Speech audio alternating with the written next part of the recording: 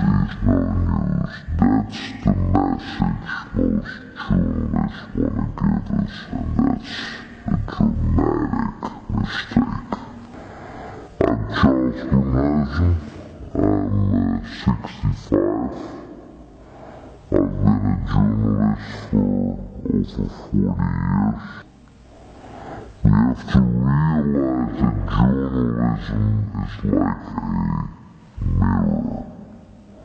Our viewers, our readers look in this mirror and they're supposed to see the world as it is. And they don't. They see a mirror which is fogged up. It's always the negative side of life.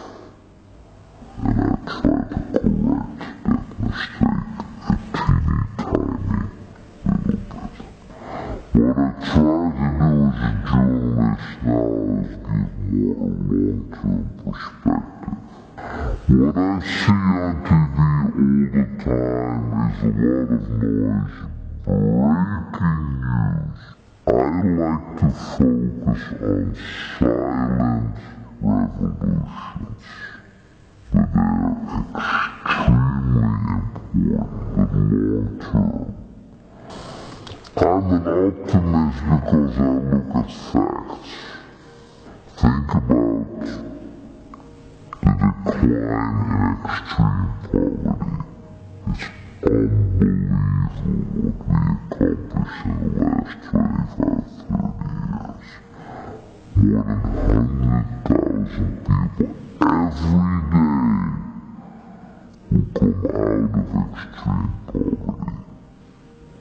Think about child mortality.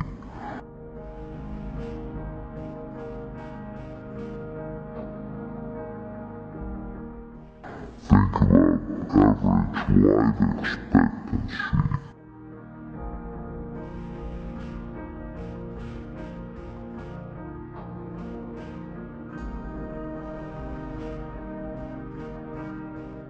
Think about average health in the world that has, improved